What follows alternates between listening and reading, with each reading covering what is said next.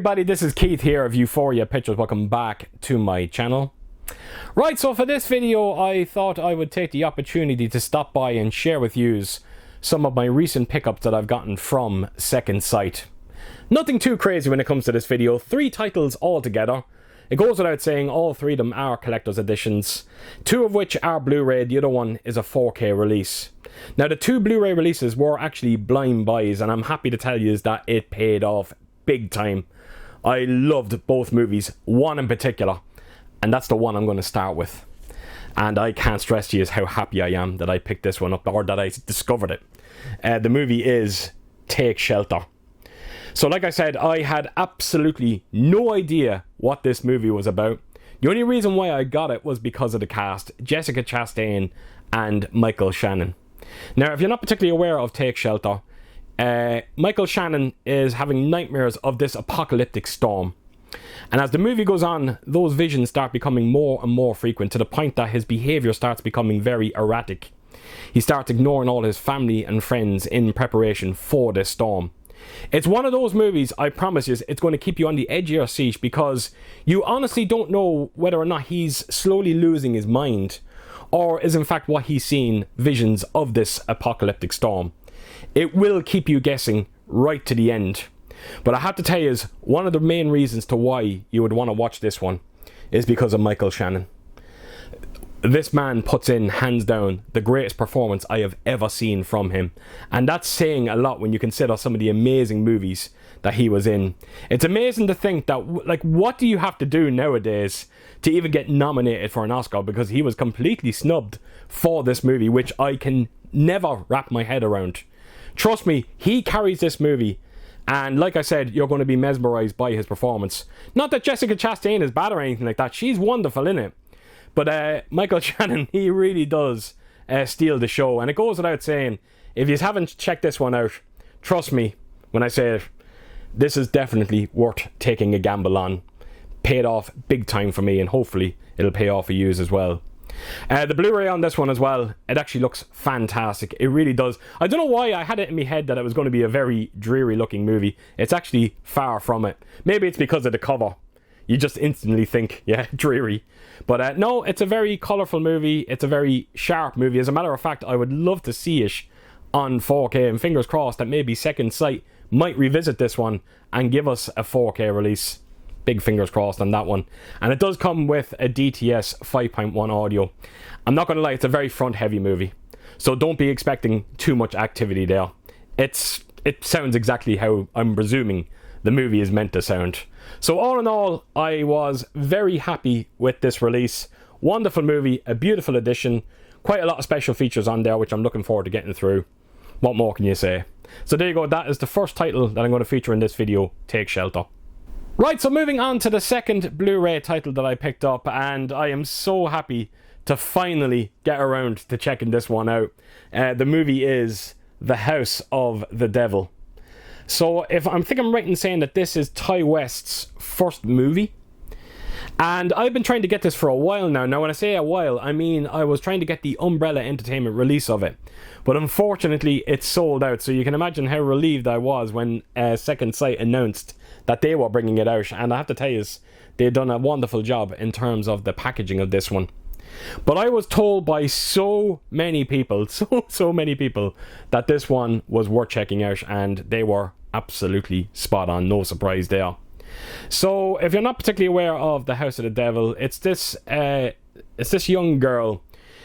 She's desperate for money, and she takes this babysitting job. The thing is, though, when she goes there, she realizes that she's actually not babysitting a child, but she's in fact babysitting the mother of the gentleman who hired her. I think it's the gentleman that hired her, or maybe it's his wife, one or the other.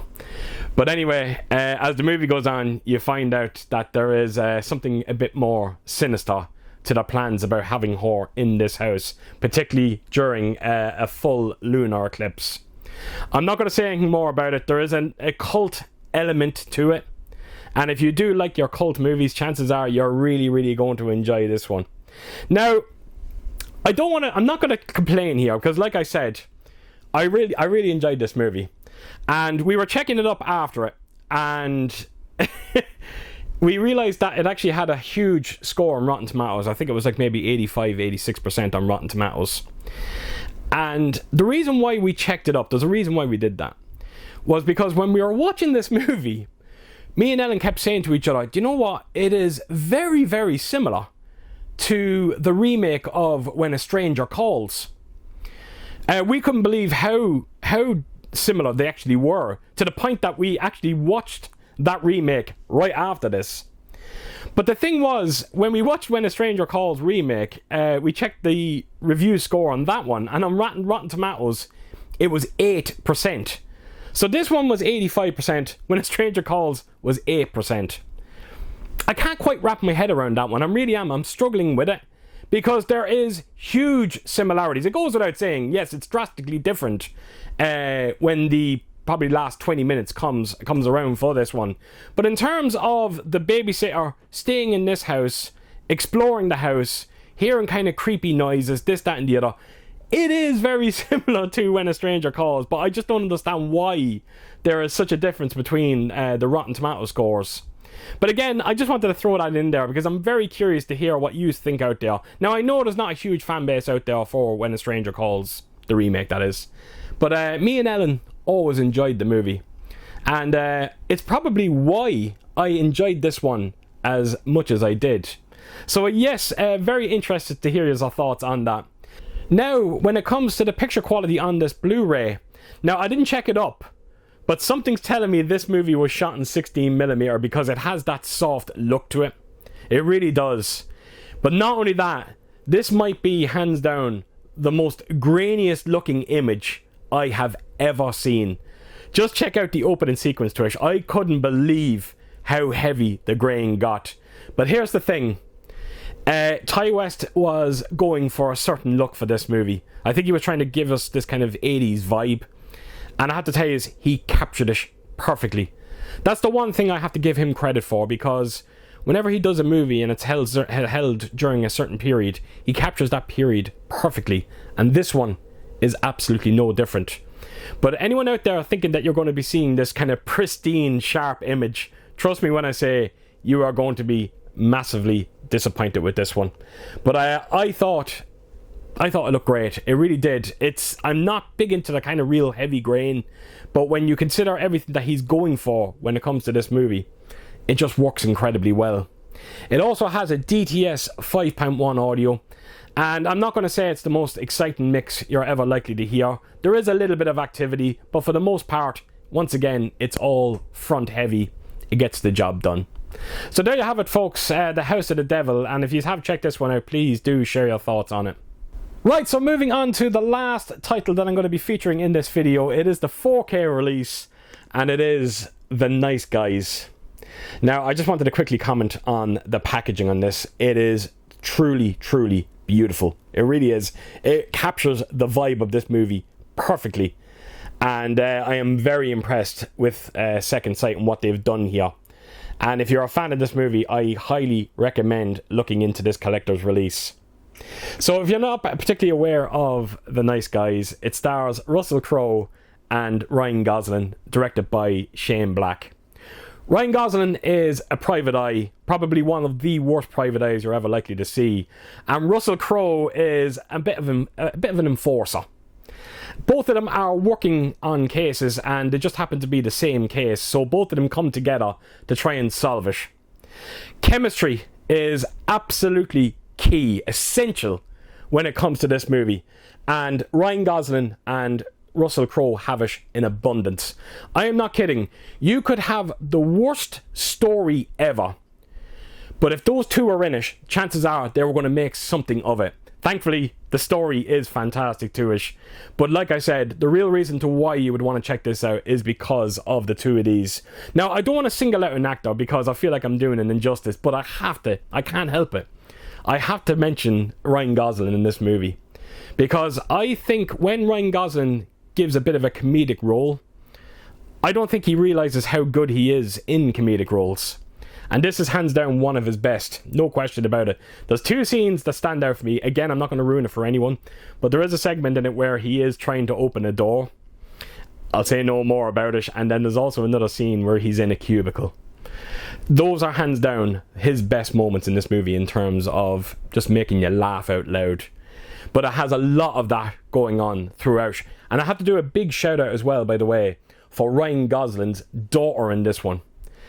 She's one of those actresses that she looks young, but she speaks like an adult. As a matter of fact, she is actually so much more sensible than her father, who is Ryan Gosling in this movie. She's the more adult of the two. And I do like that dynamic between both of them in this one.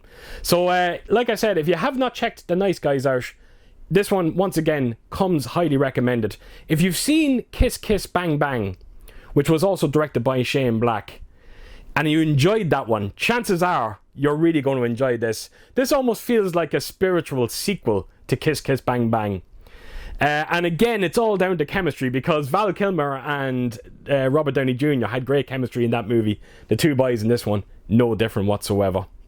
Now, when it comes to the 4K restoration on this one, folks, I have to tell you, this is truly beautiful. It really, really is.